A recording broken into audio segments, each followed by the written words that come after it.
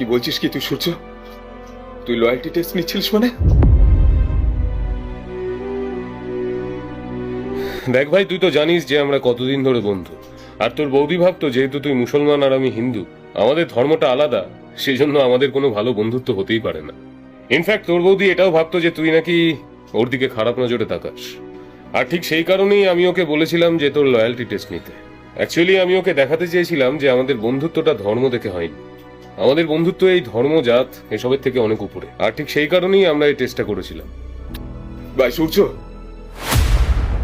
এটা করার কি তোর খুব দরকার ছিল? তোর এসব করার কি দরকার ছিল? বৌদি না হয় আমাকে 2-3 বছর চেনে, কিন্তু তুই আর আমি তো ছোটবেলার বন্ধু। এসবের মানেটা কি? কেন করলি এগুলো? ভাই তুই যখন আমার সম্বন্ধে এইরকম ভাবতিস, তুই তো আমাকে বারণ করতে পারতিস তোর বাড়িতে আসতে।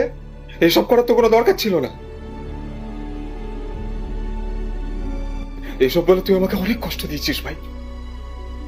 দেখ ভাই, আসলে আমার আর তোর বন্ধুত্বের মধ্যে যখন ধর্ম চলে আসছিল, তখন আমাকে এটা প্রুভ করতেই হতো।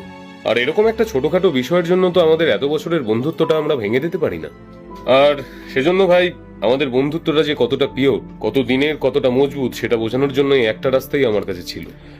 দেখো শ্রেয়া, তুমি ওকে যেরকম ভাবছো আজকে নিশ্চয়ই বুঝতে পেরেছো যে ও সেরকম নয়। আর একটা কথা বলবো ভাই, শ্রেয়া না তোকে রাখি পড়াতে চায়।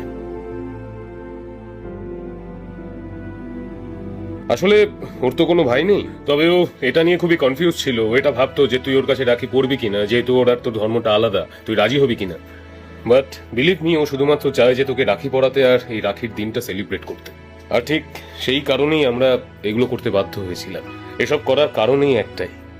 তবে তোর যদি খারাপ লেগে থাকে তাহলে তুই আমাদের ক্ষমা করে দিস ভাই। I am sorry, in fact we are sorry. বৌদি, আপনি আমাকে পুরো ভয় পাইয়ে দিয়েছিলেন তো। আপনাকে কোনো চিন্তা করতে হবে না। আমি আপনাকে কথা দিচ্ছি, আমি রাখিতে ঠিক আসবো। আর আপনার হাত থেকে রাখিও পরবো। আর আপনাকে রক্ষা করার প্রতিজ্ঞা নিলাম আমি। কিন্তু আপনাদের থেকে একটা প্রমিস কিন্তু আমার চাই। আপনি জীবনে কোনোদিন আমাকে সন্দেহ করবেন না, আর আমাকে কখনো ভুল বুঝবেন না। না দাদা, আমি জানি আমি যা করেছি সেটা ক্ষমা করার অযোগ্য, কিন্তু প্লিজ দাদা তুমি আমাকে ক্ষমা করে দাও। আমি আর কখনো লাইফে এরকম ভুল করব না। বোন, আপনার ক্ষমা চাওয়ার কোনো দরকার নেই।